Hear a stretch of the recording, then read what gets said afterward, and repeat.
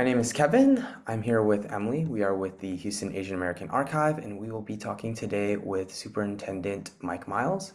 So thank you so much again for taking the time out of your day to talk with us today. Sure, happy to do it. So just to start off, could you please state your full name and where and when you were born? Floyd Mike Miles.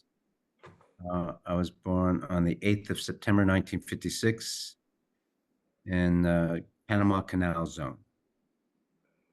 And how would you identify yourself ethnically? I'm half Japanese, half black. So you mentioned that you grew up in the Panama Canal Zone as a child. So, Well, I was born there. oh, I left born after there. a year. So I Oh, don't know. gotcha. Okay. I was born. Yeah. I It see. Oh, so wasn't you only stayed okay. there for a year? hmm My dad was in the army, and he was stationed in the Panama Canal Zone. When there was a Panama Canal Zone, there's not anymore. Hmm. Um, and so that's why uh, I didn't grow up there. Gotcha. So what, I guess, brought on the move? Was it that your father no longer needed to be in that um, hmm zone? Okay. In the Army, and still to this day, but even more so in the past, you move every 2 or 3 years. And so my dad was in the Army, and so we moved every 2 or 3 years from Panama to Fort Leavenworth, Colorado Springs, Fort Carson, Schofield Barracks, Hawaii, um, back to Fort Carson. So just moved around a little bit, not a lot. Hmm.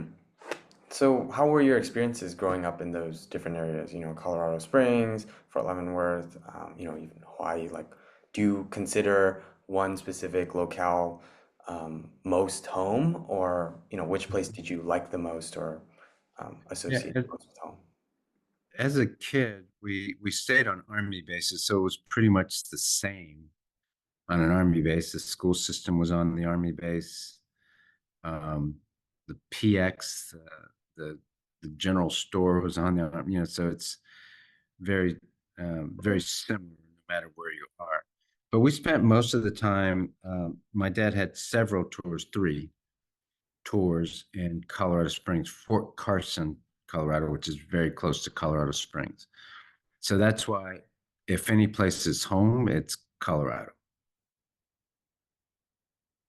And now my family lives in Colorado. We have a house, we have a couple houses there, and uh, my two of my three kids are there.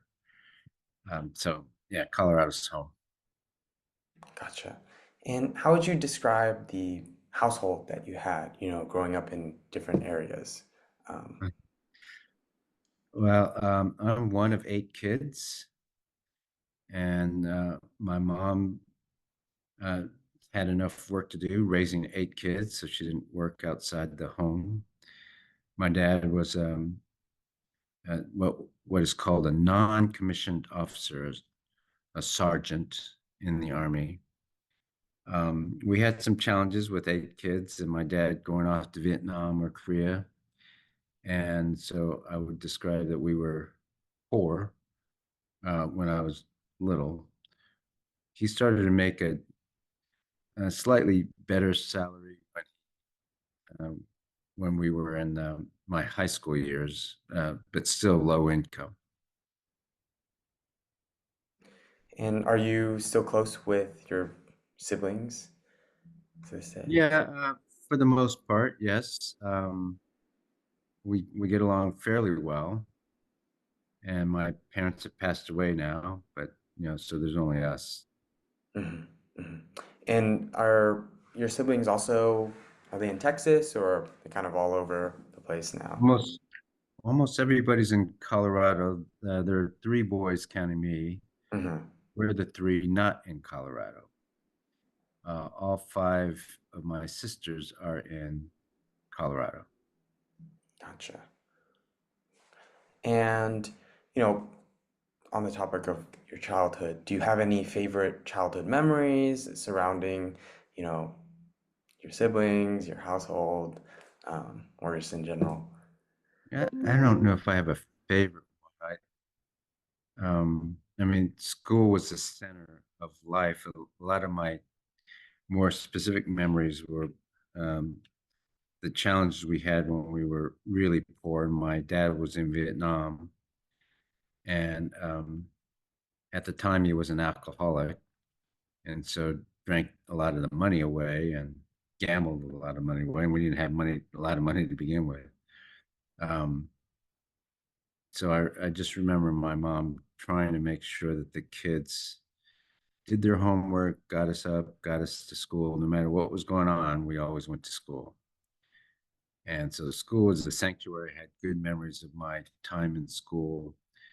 Um, yeah, and then having to, rely on my brothers and sisters. I mean, when you have 8 kids and they're all in one small, tiny place, one bathroom, you learn how to get along and work together and take care of each other. And so I have a lot of memories of that. Glad to hear that, even in times of hardship, you were able to find or to able to grow that sort of connection um, with your siblings. And, in school, because you had so many, good memories there, how, were there any, teachers or mentors, in your early education growing up that kind of had a very profound or any sort of impact on kind of your worldview that brought you through, middle school, high school, etc. Yeah, maybe two stories real quickly. One was when I was very little. I don't remember the teacher's name because I was in first grade, kindergarten, and first grade. But I had a speech impediment. I couldn't speak well and couldn't pronounce words well, couldn't be understood. And I had two first grade teachers. One was my teacher, another was another teacher in the same school. And they said, um, it must have been some sort of project, but they took me under the wing and said, "We're going to help you learn how to speak." And so during recess, one of the two recesses, I was with them. During phonics class, I went to them. Back then, there was a tape recorder that they used to record my speech and then help me pronounce words and, um, you know, kind of like phonemic awareness, what we call these days. Anyway, they did. They were successful, helped me learn how to speak. And to this day, I'm very grateful because I'm not sure where I would be if they hadn't intervened and really didn't see me as this poor minority kid who should be left alone. Instead, they said, "No, you're gonna use one of your recesses. You're gonna go. We're gonna separate you from the other kids during phonics class." And instead of these days, people are loath to push kids to do anything really challenging. Um, anyway, that's one story that really impacted my view of education and what some teachers do. Really grateful for them, unsung heroes. And then another was kind of something that shaped my philosophy. Also, I was in Fountain for Carson High School. That's where I went to high school, and I'd been a straight A student most of my life, and I was at Fountain also. And it was between my junior and senior year, and I got accepted to the what's called the Frontiers of Science Institute. It was a 2-month summer program at the University of Northern Colorado for juniors going into the senior year, um, to study science with university professors during the summer. And I was selected, and there were 25 other kids from across the state, very competitive to get into this program. They put you up in the university, paid for everything, and you had classes every day for 2 months in the summer with professors. Uh, and I got up there and found out that I wasn't all that and the bag of chips. I was smart enough to get straight A's in Fountain, and I was a pretty smart kid overall. But what these kids knew was so much more. Their perspective was broader. They had different experiences that I didn't have, and they seemed way ahead on a whole bunch of things. And so I went back to Fountain that summer, at the end of that summer, before the start of my senior year. And I went to three teachers and I said, look, I'm pretty sure I can get into West Point, but I'm not sure if I'll make it. Because just because I'm getting A's doesn't mean that I know what I need to know, and I don't want to drop out. And I asked Mary Lou Shern, Galen Hegg, and Miss Chris, I forget her first name, math. Mary Lou Shern is the language arts teacher. Miss Chris was math teacher, and Galen Hegg was science teacher. And I said, "Look, can you get me ready? Push me. Forget about the grades. Just help me uh, not drop out of school." And they did. They gave me uh, Miss Shern gave me extra material to read, graded the papers, gave me extra essays to do on my own time.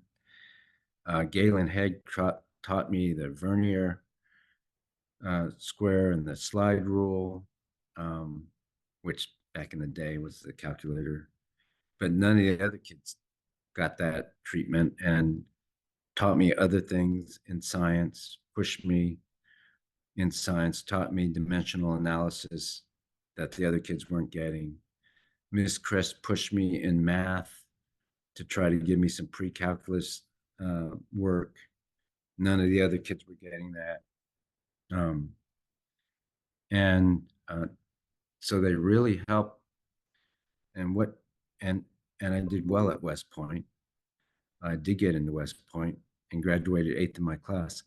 But what it taught me at that time was that just the some of the schools were not pushing the kids to reach their potential, um, and just passing kids along or giving them you know grades, but not the skill. And when you separate grades from skill or knowledge, it's actually detrimental to kids who are behind, who are underserved, who are poor, um, or who are not going to a good school. Um, so I always think about the expectations and kids' potential and what we can do to really help all kids and raise those expectations. I happen to have been a kid who asked for, but how many kids are going to do that? You know, is the education system such that we should expect kids to do that in order to succeed? I don't know. That doesn't seem right to me. I think we should do it anyway. We adults should try to push the kids who can be pushed, or challenge, and provide more services for kids who are behind. Thank you so much for sharing. I have one last question before I pass it off to Emily, who has a few additional questions. But you mentioned your drive to attend West Point and how you got there in school. Were there any other kind of dreams or longings that you had beyond West Point or um, beyond West Point, right? Like what was kind of the end goal afterwards? Did you have a vision, in high school of that, or were you still kind of exploring?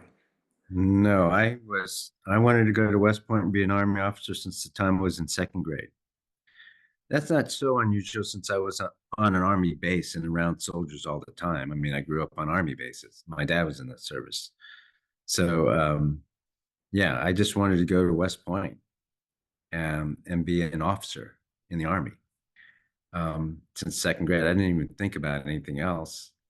Um, and so, yeah, I didn't even apply to any other colleges. Just I did apply to Air Force Academy, the Naval Academy, the top service academies in West Point. Um, so yeah, that's nothing else besides that, at least at that time. Gotcha. Fair enough. Fair enough. Yeah, so I guess continuing on in the vein of education, you've talked about the importance of mentors pushing their students to fulfill their full potential. So I'm curious about what other traits or qualities you believe a good educator should have. Um, so yeah, I think a good educator um, doesn't lower expectations. They understand and treat kids uniquely, differently. Every kid, you know, is a different kid and needs different things.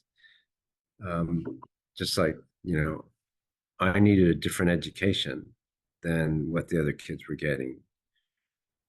At the same time, having said that, um, teachers have to be skilled at uh, providing good instruction.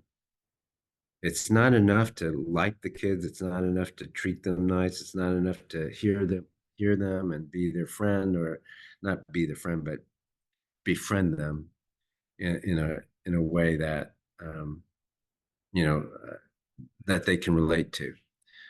But that's not enough. You have to know how to help kids gain reading ability, math ability, and other skills that kids need. You also have to know what's relevant, and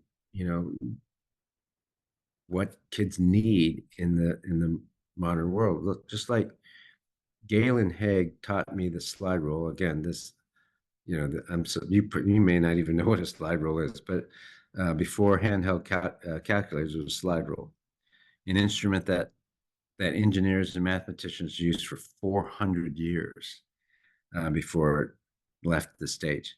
And why didn't all kids at Fountain need the slide rule? If they were going to go to college, if they were going to be engineers, if they were going to be scientists, you couldn't survive without a slide rule. And yet no one was getting that except for me, and only because I asked. So you need to know what kids need, and you need to help them with that. So teaching is an art and a science, and not everybody can do it. That's another thing I've learned. Yeah, those are all very good points.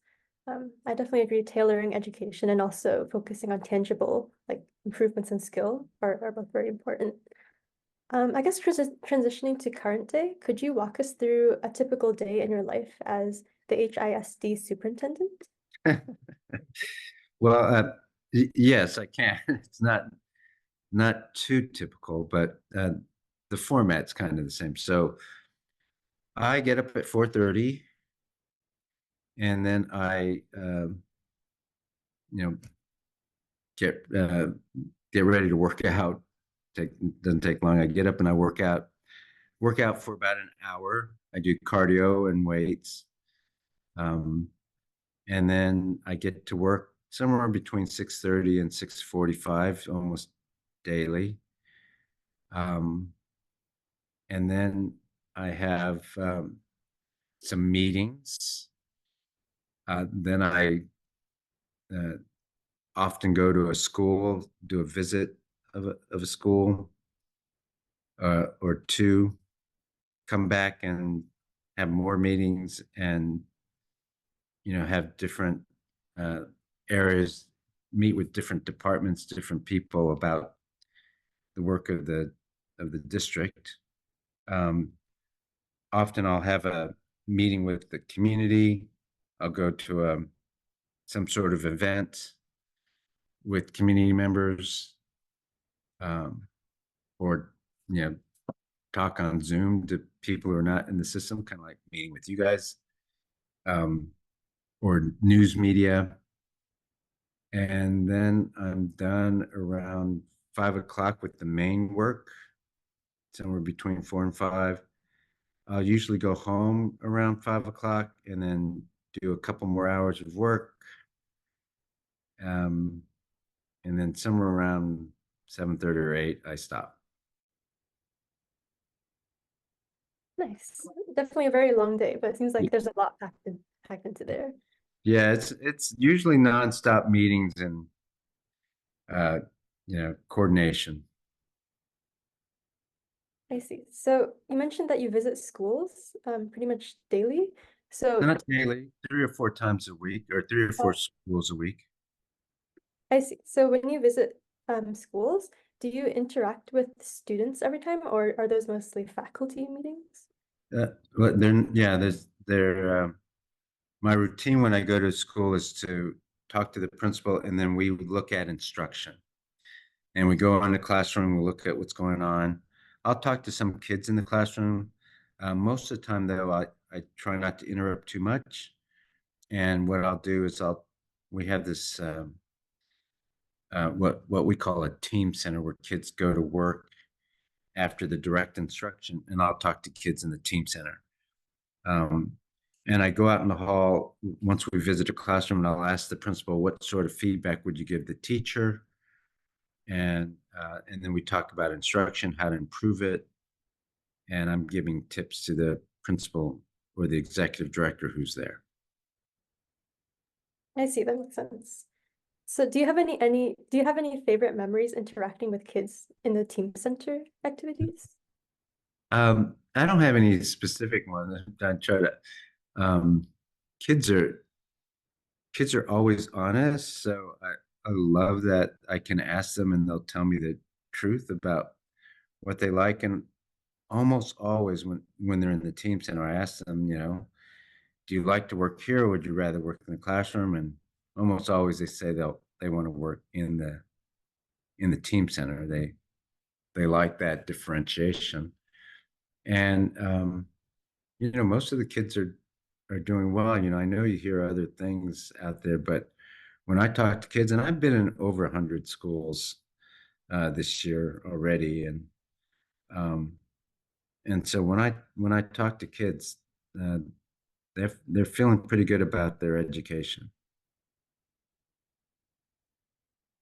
Yeah, that's great to hear. I guess transitioning on to some questions about family. Mhm. Could you tell us a bit about your family and how you met your spouse? uh, we've been married 37 years, so it's been a while. I met her a long time ago. I met her in Berkeley. So after the Army, I like I said, I did go to West Point, was an Army officer, left the Army in 1983 to become a diplomat. That was my plan. So I went to Berkeley first to get a second bachelor's degree in Slavic languages and literature, and then got a master's degree from Columbia. When I went to Berkeley, I was in the Slavic languages program learning Russian, and my wife was also learning Russian. And then we were on an exchange program together in Russia for 6 months, and so we got to know each other very well. And it was a small group of people in that department, Slavic languages, and so it was a lot of fun. And so uh, she was still completing her undergraduate degree, and I was headed to Columbia. So at the end of my first semester at Columbia University, getting my master's, we got married, and then she went to New York with me. Anyway, we have 3 kids. Um, two, my oldest boy, Nicholas, is 32. My daughter's 31, and my youngest is 22. Um, Nicholas is in Los Angeles working as a project manager for a software engineering company. Madeline is in Colorado working for a charter network that I started called Third Future Schools as a communications, not community. She does communications and data and all this. She also does search and rescue in the Pikes Peak area, and she recently finished um, her paramedic license. And then my youngest son just graduated 5 months ago from the University of Miami, and he's now back home in Colorado Springs. And I'm in Houston. Yeah, that's wonderful. What would you say is the most important thing that you've learned, either as a husband or a parent? My wife's always right. I'm kidding a little bit, but only a little bit. Um, um, I think what we try to do, my wife and I, with the kids, is try to, let them find their passion and support it, and not try to guide them too much into any direction. Try to grow their perspective, and um, and then they'll figure it out. So, for example, we only had three kind of rules for the kids when they were growing up, or three things that they had to do.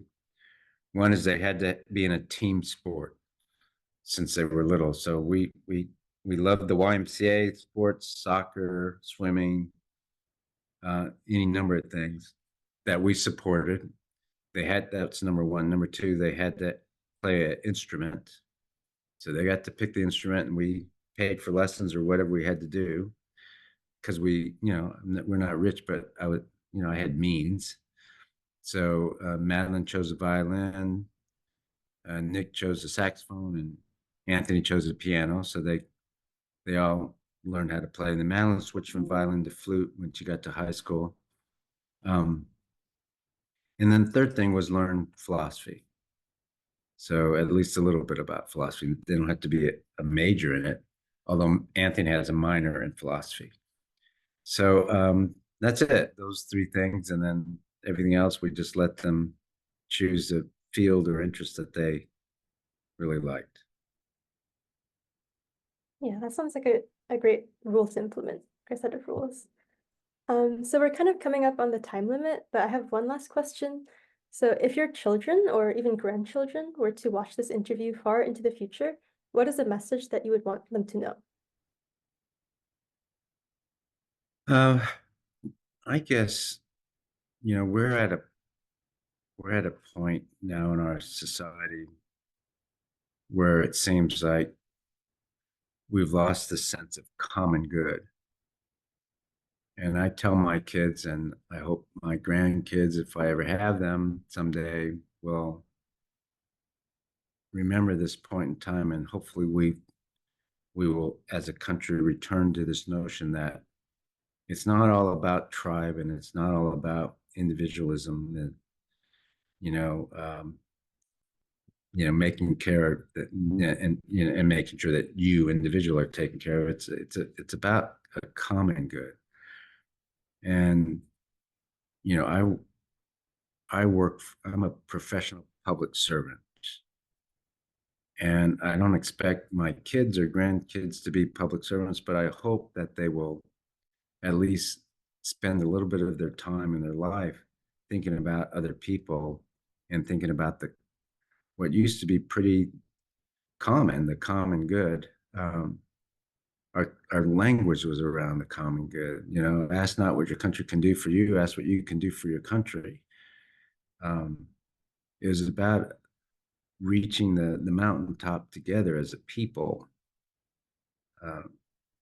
and we seem to have lost some of that. So I hope my grandchildren or children looking at this 20, 30, 40, 50 years from now will say, you know what, we turned a corner, Granddad, and we have a better sense of the common good now.